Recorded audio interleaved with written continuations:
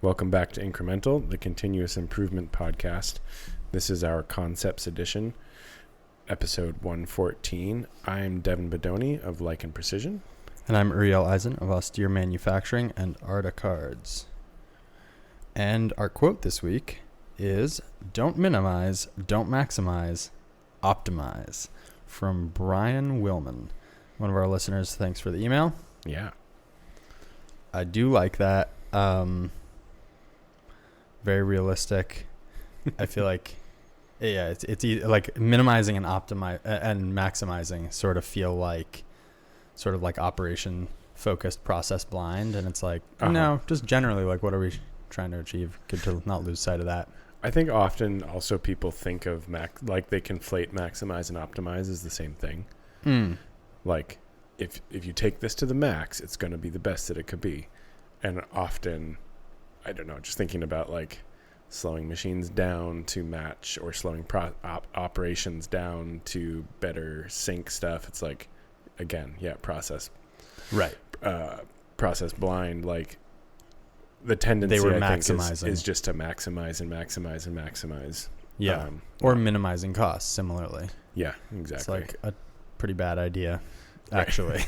Like it's a great concept when you have a ton of waste built in, right? But then once you clear that out and you're cutting into like customer satisfaction and or the ability to do work effectively, or lack of investment in the future, or all the things, all those things. So good quote, good t-shirt. On the cost side, I've been thinking more and more about like there's so much focus on minimizing inventory, minimizing costs, all of this, and then the tighter and tighter our lead times get, the more it sounds like really appealing to have a lot of stuff on hand because of all of the hidden costs of trying to get things quickly. It's kind of interesting little flip on its head for me. Yeah, for sure. That makes sense. I mean, the other thing to keep in mind, and Toyota says this over and over in their books, but it's hard to take to heart, is like they're very specifically not saying do what we do, right? Because you're not Toyota. And like Toyota has a lot of things in their business that you don't have and won't have. Yeah, true. Right? Like really, really careful sort of future planning. And I know they don't execute to the plan with a push method. They execute with the plan in mind, sort of, right? Like getting all their velocities right with the plan, but that involves like making sure their customers their vendors have everything they need when they need it, and like they put a ton of time into that, and like you can't call up McMaster and have them like change their ways, right? Like I don't know, or any of our vendors really. Anyway, start on a rant today. A little rant. I guess like we do this podcast, and it's nice. And then I have a lot of conversations with people, mostly not in the context of the podcast, but that are sort of like, wow, that's really cool. I wish we could do that. Or, people reach out about where to start. And more broadly, just like whatever you're spending your time on, those are the things that are going to get done. And that sounds like a stupid thing to say, and I have this, but like things I aspire to that have no place on my calendar. It's like, what? So when's it going to happen? So anyway, if you're interested in genuinely improving a business, like that has to be on the schedule, right? You need to be putting time into optimizing your workflows. And if you're not, and you're just listening to this podcast, keep listening to this podcast. No, no, like it's not, it doesn't do anything. Now that's not to say like, I think sometimes you get excited about stuff and it takes a while to percolate till it becomes something you can do, or you're stuck in a position where your boss isn't into it and there's not really time for it. But I don't know. I've been, I sort of revisited like time boxing, and just like, I felt like every day was me running around with my hair on fire because after starting Arta, trying to keep kind of both companies going has been a bit of a trick. And basically with every task I was doing, I just felt like I was more aware of all the other tasks I wasn't doing. And so it was really easy to switch tasks and be like, oh man, I actually should do this other thing. And then you switch and then immediately remember the 7 other things you weren't doing. And so I kind of had to look at my calendar and broke out like, what should a day look like? Right. So like I get in the morning, we have a morning meeting, then we're going to do some 3Sing and improvements for, let's say 45 minutes or an hour. Then I'm going to do email for an hour. Then I'm going to work on like a big project for Austere. Then I'm going to work on a big project for Arda. And like, that's the day. Right. Mm-hmm. And if the result of those actions or that balance of time allocation doesn't get me, like if I'm dropping a ball somewhere, then like I either need to delete something, work more hours, or hire, right? Like I don't know. I just feel like it's very easy to be very disconnected when you're coming up with ideas and planning and your actual like where the rubber meets the road in like how are you spending your time? Yeah. And if it's not on your calendar, not to say it has to be in a calendar literally, but on your to-do list where you're actually setting aside time for it, then like it's never going to happen, and you should maybe give up on that and just set it aside. Just be like, I'm not doing this, right? Or I'm not doing it now. Or I think I try and distinguish those two things because as like a vision versus a plan. Yeah. That's a great distinction. And I know a lot of people with amazing vision and many fewer people who are good at planning. Yeah. And like a good plan requires vision, but it's an additional step. It's interesting. Y Combinator did an experiment where they invested in 20 teams of just like very, very accomplished, smart people and who didn't come in with an idea. And they all failed. And their takeaway was that smart, like basically what you're saying, you need to find people who, I mean, they were looking for people who are creatively solving problems. Yeah. And that's not necessarily just being smart, right? That's a certain view and a way of going through the world. Yeah. Similarly, you need that vision and that dreaming part, but if it doesn't land, it's like nothing. Yeah. And I think I was doing a lot of that sort of like dreaming part and conflating that with planning. Yeah. Because it is like a long-term plan, sort of, right? Right. It's like not really a plan. It's a vision. It's an outline. It's a vision. Yeah. It's like, wow, that would be cool. And that is a great idea. And that could really move the needle for me. And you can figure out details in like the visioning process. And I think the distinction between visioning and planning is like you're talking about, like bringing it into reality of when will this happen? Who will do it? What will the materials be and where will they come from? And who do we have to like talk to? That's great. And like, sounds like you're a better planner, but where I've started is literally just even putting an hour on your calendar every week. Is like work on planning this thing, right? Like that's a start versus like, oh, I'm releasing a new product. It's like, really? Like, can you show me on your calendar which times you're doing that? And no, because it was sort of like come in at the beginning of the day, do all the things I had to do, and then you leave. And you're like, well, I worked as hard as I can. And so I think what I've decided is that I need to sort of do different things like retroactively and looking forward, which is retroactive, kind of like an audit of like, am I happy with the balls that are being dropped or something? Right. And if not, adjust, like tweak the ratios of how I'm allocating my time, kind of. I don't know. And it may drive you towards hiring. Yeah. It has. Yeah. Yes, I am hiring. We are hiring. We are looking for someone to do social media, sales, marketing, and then some like customer service and website stuff. So like listing new products, listing new SKUs, taking down products. So if anyone is interested, we're probably looking for an in-person role in the Seattle area. Please reach out. Yeah. Yeah. So yes, it has pointed toward hiring. Lastly, on this topic, we have taken another stab at something we've failed at again and again, which is a whip board.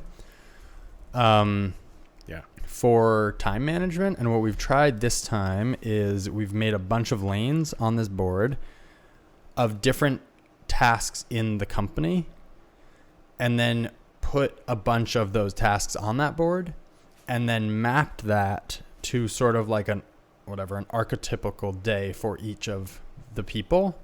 So with those ratios that we were just talking about. Okay. And so the idea is that each lane has a color, and then in your time blocking, you can see that color. So it's sort of like, okay, you get in the morning and we're doing improvements. Here's the improvements lane where we take ideas, we move them into like, we are actively pursuing this idea. We should all be, I mean, this is a work in progress. So different type of whip. You know, we'll figure this out. I don't know if it's one task or one task and one thing you're waiting on, or, you know, whatever the mix is there. But basically, that's the thought. Because what we failed at last time is it was like, okay, there's minimize whip. You should only have one thing in your lane. And then you get it in the morning. It's like, okay, there's your improvement, but then there's all of production. Yeah. And that's also in your lane. So, and that's not really reflected on the board. So anyway, that's what we're trying now. I don't know if it'll be a success. We literally put it together this morning. So, but it was nice to see the current state. Yeah. We were revisiting the Toyota Kata. In the shop you were? Yeah. I laminated these little cards with the 5 sort of questions on them. Oh, They're so helpful. I'll read them now. What is the target condition? What is the actual condition now? What obstacles do you think are preventing you from reaching the target condition? Which are you addressing now? Number 4, what is your next step and what do you expect? Number 5, when can we go and see what we have learned from taking that step? Really focuses the mind. Anyway. Yeah. Nice. Cool. Should we jump into my stuff? Let's jump. Yeah. On the whipboard, I haven't had time. It's been a crazy couple weeks, but the Kamishibai board, Yeah. I'm very excited about the concept. Mm-hmm. I haven't figured out how we want to tackle the cards yet in a way that's like easy to make new ones, but Yeah. I think it's probably just going to be buying red and green note cards and taping them together. That's yep. Yeah. That sounds like a good way. Yeah, it's really just haven't had time to stop and write out all the cards, but I like cleared a whiteboard for it the other day, and I think it's going to be very helpful because that's where that all seems to break down often. There's the concept from the Seating Matters folks of dual ownership is no ownership. Yep. And I think I found that to be quite true. At the same time, with a small team, there's a lot of things that necessarily sort of have to be dual ownership. Now, do you think it's worth separating ownership from like who does the task? Like, do you think that would be helpful at all? I guess I'm sort of using it interchangeably. Like, you mean like ownership is like you're responsible for making sure it has happened, but doing the task could be anybody. Maybe. I don't know if that would help, or Yeah. if that's just kind of a weird construct. It's a gray zone. Yeah. We found that to be true anyway. So this seems like a good way to mitigate all of the who's on second or who's on first or whatever, and keep track of what has and has not been done. Interesting. In a very clear way that doesn't involve someone walking around and being like, did you change the coolant in this machine yet? Or like Right. all that kind of stuff. Plus just like not having brain space to remember all the things that need to happen on a daily, weekly, monthly, yearly basis. Yeah, I think that makes a ton of sense. I mean, it makes me think of without standards, there's no improvement. Yeah. And I just feel like having that on the board really kind of just forces your hand to standardize, Yeah. kind of. Yeah, for sure. Which is cool. Yeah. Anyway, I've had a couple things on my mind recently, mostly to do with like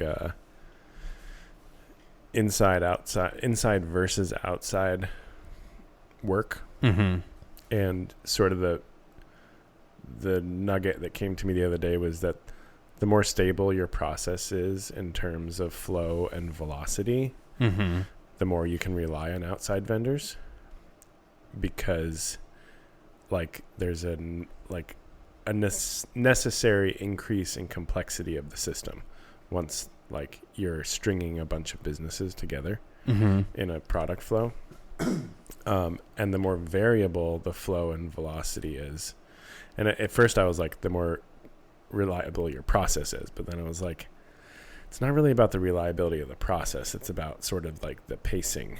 Like you could have a reliable process that doesn't necessarily have even pacing. Mm-hmm. Like it works all the time, but it's variable in its pace. So that's kind of why I added like the flow and velocity. Anyway, the more variable it is, the more imperative it becomes to bring your processes in-house. And it just kind of made me think a little bit about... Why do you say that? What's that? Were you thinking about it with a specific example? My life. Example. No, there wasn't like a hard example, but I guess there was a couple examples that brought it up. One has been the ongoing anodize just sort of excursion and spending a lot of money and a lot of human time on just dealing with that. It's like when you're doing very routine anodizing or anything with outside vendors, it tends to be pretty low on the labor side, and also it's low on the cost because you're working within their limits. Generally, their established pace, and the communication is very simple. Like, I want this, how much on your standard lead time, this is how much, here you go, send it away.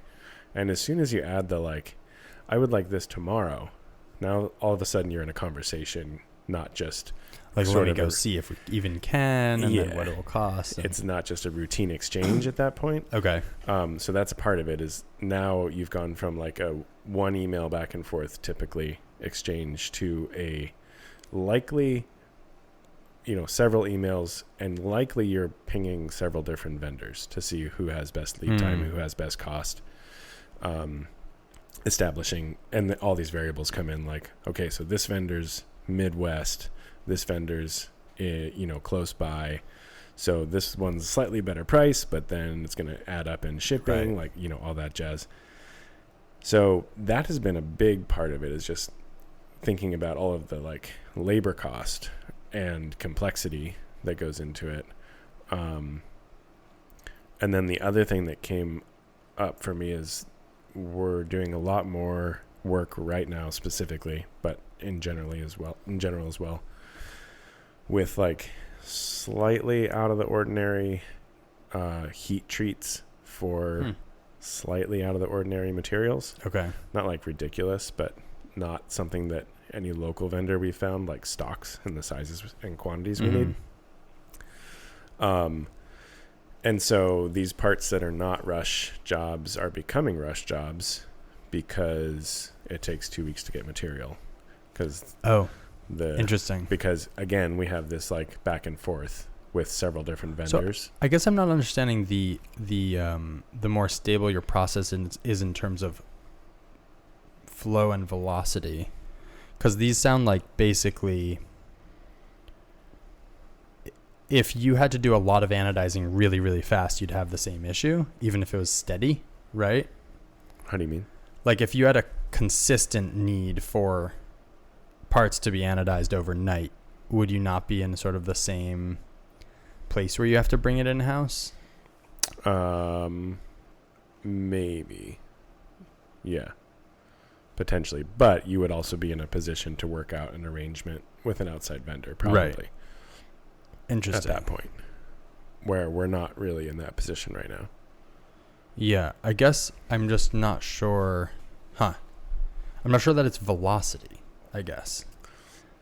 But maybe I meant stability of velocity, not just velocity, but like the stability of the speed at which things move through your.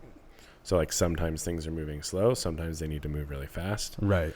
And I think I see what you're saying. So you're saying like if things are changing all the time, then working with an outside vendor, you have the added burden of working out this new arrangement every time something changes. Mm-hmm. Whereas if it is just a regular thing, you don't have that. Is that sort of the difference? There's that, and then also just not being able to like integrate it into your internal flow. So like you end up stacking up just like you do with batching. Basically, it's like a batching issue. you end up stacking all of these batch delays Right. between your different businesses. Yeah. Whereas if it was like integral in your business, you can start to bring some flow to that process. Yeah. So that was the thought. I guess I didn't I'm not do sure. a great job of Interesting. describing it, but Yeah. I mean, I guess.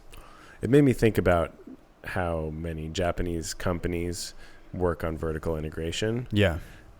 Even the ones that are quite large and probably have a fair amount of stability compared to what many companies deal with.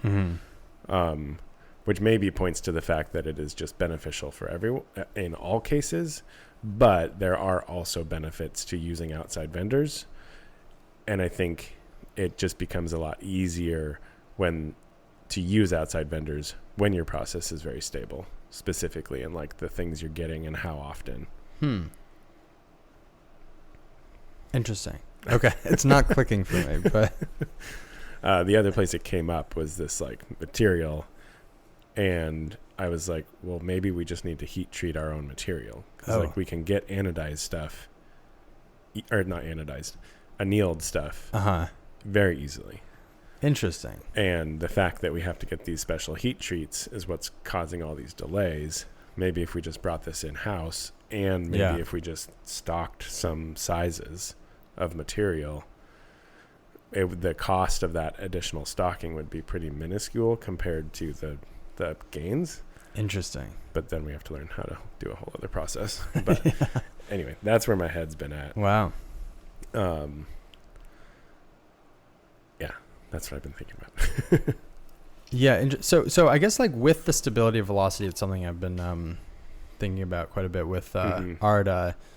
Like the reason I guess it's not What's not clicking for me is like there's this idea, there's this method of calculating Kanban loops called Reloisa, which has a term for basically unevenness. And so you can correct for that, and it typically drives lots of inventory. Yeah. So like you can kind of correct for it there. The other thing that I guess like popped into my head, which is sort of obvious once you say it, but it's kind of funny, is like the only difference between a huge company so we've had some big companies approach us about using Arda for line side delivery, which I think I mentioned. And then we're like, this is weird that we're getting pull from like that end of the market and also pull from like 3 dudes in a garage, right? And then what we kind of realized is that line side delivery is the same activity, whereas for us as a small shop, we're basically a production line. And all of our warehousing is done by third parties instead of in-house. But the idea is the same. It's just that the latency changes. So like for me, it's like 2 days shipping from Amazon instead of an hourly delivery if I had an internal warehouse of that supply. And in fact, all of the same things apply where like sometimes we do hold inventory of certain items. And like that's also true for production lines where sometimes some high usage items, you make an additional supermarket line side. And so it's just kind of interesting, I guess. So like the internal external thing sort of is irrelevant. And not entirely, obviously, but do you know what I'm saying? Like it just changes how the math works out. And so drives decisions. So like I suspect it has more to do with kind of like the pace, but then like you mentioned batching, there's also the factor of like the temptation to batch often has to do with inherent waste. And the waste could be there, like all of that additional overhead of like seeking a quote, suddenly instead of 1 email, it's 5 emails and a phone call. So I don't know. Anyways, like you could kind of plug all those factors in and ignore the fact of whether it's in-house or outside. And I wonder. That's true. But at the same time, I don't feel like I have a very solid handle of how to make those decisions. There's that. I think maybe the one distinction is the like level of control you can exert, like you brought up earlier. Where in an external, in a shop our scale or a business our scale, we have zero control over our outside vendors. Right. And so if there is a lot of waste, inherent waste, or things that don't function, there's nothing we can do about it. Yeah. And where's your head at in terms of like, I guess like on one hand, you can sink a ton of time and money into bringing on processes that don't ever really go anywhere. Mm-hmm. But also you can get really good at things that most shops can't do by doing that. Uh-huh. And I guess it's maybe partially a gamble and maybe partially sort of like just keeping your finger on the pulse of like what people keep asking for and going like, okay, I think we should like bringing in heat treat. Is that something that trips you up a lot or just has more and more? Like the delays thing. Yeah.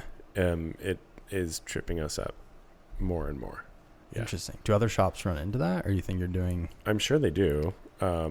Yeah, if anybody knows. I mean, like, I've talked to other people and been like, what are your suppliers here? And, you know, Mm-hmm. I think at this point I have a pretty good pulse on who's what.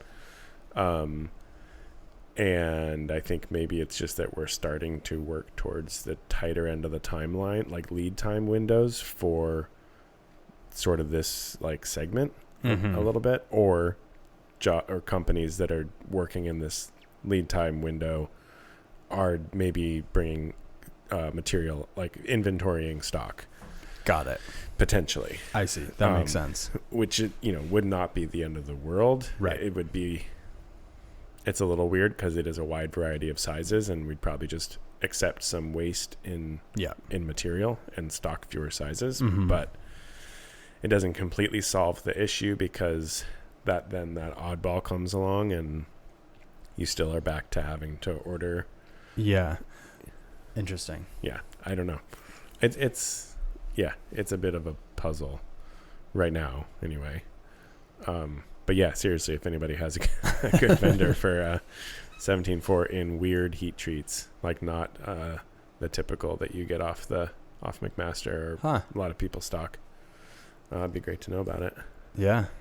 I don't, so sorry. Yeah. Yeah, interesting. So I have something very unrelated. Yeah. I think this has become maybe beating a dead horse a little bit, but that's what we do around here. It sure is. I've been talking to a lot of companies about inventory, unsurprisingly.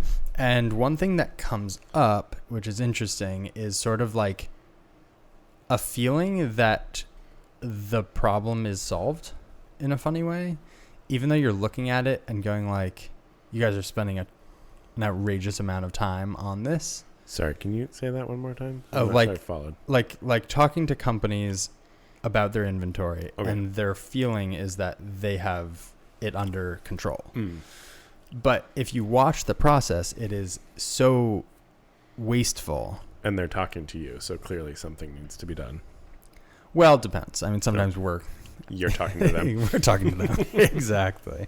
But it's interesting, like, I guess two parts of it. One is sort of the focus. Like I've noticed in using Arda over and over, or day to day, whatever, that the time we're spending on updating the cards is pretty significant. And then I'm kind of like, well, isn't this meant to be saving time? Firstly, it already is saving us a lot of time, but more than that, that time is just something that couldn't happen before because there was nowhere to capture that information. And so now all of this time is sort of an investment that makes this process run more smoothly every day, which sort of makes me think like, you know, without standards, there is no improvement. Like now that there's a standard, it's very easy to keep improving it.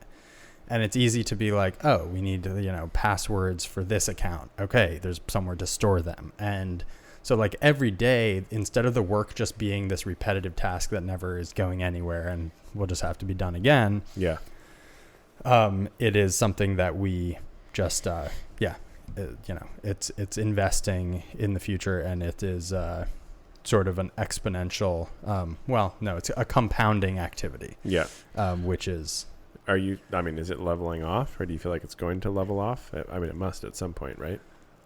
The amount of time you're putting into that specifically? Not yet. No. No, I mean, it's a much more manageable task than before we were using it, for sure. Like, ordering is not a big part of my week. So that's already been a success, but there's constant updates to improve things. Like we just added graphics to everything, right? So now at a glance you can tell, like for our internal production. So we just did that. We had the designer sort of put, make sort of like iconic versions with all the different colors we do. The goal is to reduce the waste of, just reading, looking at stuff, trying to figure it out. But also we've had a few failures where I've painted something the wrong color. Because you're kind of like reading a bunch and then sort of amalgamating them by color and then adding the amount of paint you need together to mix the paint. And it's very easy just to get it wrong. Yeah. Or reach for the wrong part when you've already mixed the paint and then you paint. So stuff like that, but we never had the opportunity to sort of get to that point. Yeah. So that's cool. The other side of the coin, which I don't know how, like, I don't need to, I don't know. It's, you sort of stick your neck out there a little bit, but it feels sort of imperative for national security for everyone to use Arda. No. It seems like there is a complacency out there about improving internal processes, not just ordering. Across the board, I've talked to so many people lately who complain about like the cost of restaurants, and so they go out less, right? They're just like, it's so expensive. And it feels like those restaurants have this sort of entitled view of like, well, our costs, like our food costs have gone up and our labor costs have gone up. So of course we have to charge more. And that is true. And like they have to stay in business, but I do feel like it's sort of a self-fulfilling prophecy. Like if you keep raising your prices, fewer people are going to walk through your doors. And so you're going to have to raise your prices more. Yeah. But also, who is it? I think it was it Bezos who said, no, it was Bezos is, it was the guy who started Costco. That's who it was. I'm forgetting his name. Yeah. Said that, margin is like crack. Like once you start doing it, you can't stop. Yeah, you keep adding. Yeah. And so they capped their margin at 14%, I think is Costco's gross margin, like on each item. Where industry standard is around 30% for retail sales. So they just cap it and they won't make more money than that. So they pass the rest on to the customer. Interesting.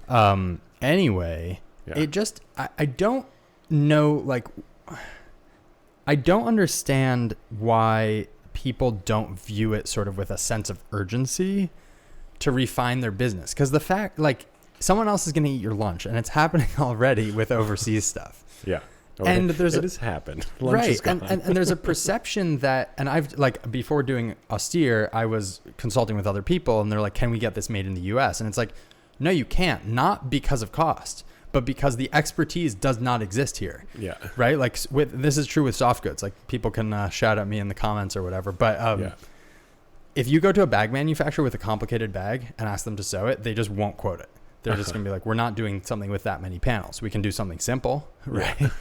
But they just won't. And so, and overseas, they're not going to blink. Like you can add a bazillion panels. Just look at like the latest garments, walking down the street is like insane, right? And so, I don't know. It just feels like we have to, I think, be efficient. Yeah. And there's like just such complacency around it, and like it's just crazy to me. Anyway. Yeah, and it seems like the mindset tends to be more like you just got to hustle harder. Yeah. And it's like, I don't know. I'm not sure if that's yeah, right. There is a limit. Yeah, there's a limit. And like, if you look at, I just finished reading Beyond the Goal, while listening to it. It's a series of lectures. And, he talks about like 70% increase in throughput. Mm-hmm. You can't hustle 70% harder. No. Especially if you're someone who's already starting your own business. Like chances are you're a pretty hard worker. Yeah. And you can't ask your employees to all hustle 70% harder. No, it just makes no sense. And it's like, I mean, I have to be polite when I'm cold calling people, but you just want to like shake people kind of a little bit, just lightly. Yeah. I don't know what the thought is about like what's the end state to all this. Yeah, I'm not sure there is for a lot of people. I would say there wasn't really for myself until a few years ago. Yeah, you're like, okay, so you work and then... I was just like, I'm just going to make this. It's the difference between vision and plan, right?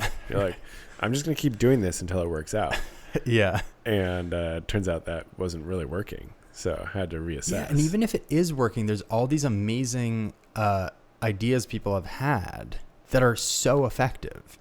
Yeah. Like, I talk to a lot of people who are ambitious and smart, and I tell them about continuous improvement, and then they look at me blankly, and they're like, oh, well, that seems really cool. And you're like... No, this is the time when you start doing it. Like, it's just wild to me. And like, it's not on other people. I don't know. It shouldn't matter to me, but it does feel like, I don't know. There's talk about, increasing tariffs massively, right? Yeah. Why are we doing that? And I'm not saying I believe in it or don't believe in it. I don't know enough to really have a stance on that. Sure. But it's more just that, like, that is... maybe a lever to be pulled, but also we should be looking really hard internally at like, well, yeah. How do we talk about work? How do we do work? Yeah. And then, like, as somebody who's interested in manufacturing, U.S. manufacturing, right? Like, I think the very short-sighted view is like, well, if there's less people doing a good job, like, we're going to do better. But the reality is like, we are a very, very, very small fish in a very large pond. Mm-hmm. And if the like health of the pond is not good, like, we're just going to drown and die because the work won't come to our pond. The work won't come to the U.S. as a whole, right? Unless it has like a good functioning, like, very vital and vibrant manufacturing system that we get to be a part of. And if just everybody else is dropping the ball or not trying to refine, then like the whole thing falls flat on its face. Yeah, and like, I mean, you've achieved a pretty significant growth over the past couple years, as seemingly because you've gotten like significant systems just in place that are now run, instead of it being sort of like ad hoc at best. And I don't know, just to illustrate what you just said, like when we were making face shields during the pandemic, we were talking to some people who manufacture in China. Mm-hmm. And I was like, well, do you think like if we did X, Y, and Z, we could get our prices down? He's like, you don't understand. Like, they're going to be taking pellets, making them into film on the 3rd floor. They're going to cut a hole in the floor and feed that material down to the 2nd floor where they're making the face shields. They're going to take all the scrap and put it through the floor again and recycle it. And like, meanwhile, you're talking about shipping material from like South Dakota, right? I'm like, can we do this more efficiently? He's like, no, you can't. And I don't know. I talk to people who like can't source materials, can't source certain operations, can't sort like, just stuff. The industry, like you were saying, like if you don't have a healthy, like it's a whole it's a whole system, ecosystem. Yeah. And you can't like exist as a machinist on your own, right? Without like aluminum suppliers and tooling suppliers and coolant and everything else. Anyway, or even just so like instead of listening to this podcast, like maybe improve things just a little bit every day. That's all. Yeah. Not to be on a high horse. I mean, but I do feel like it is sort of important that it's more like you speaking from your very low horse. Yeah, like, my humble this horse needs to grow. Exactly. Anyway. Well, that's maybe a good place to wrap it up for today. Mm-hmm. Thanks, everybody. Yep. As always. Maybe. Anyone's still listening? Yeah.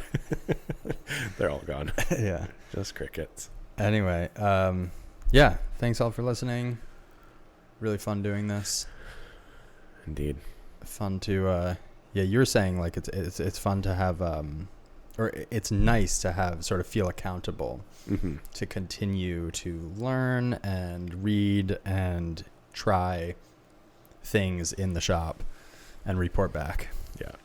So till next week.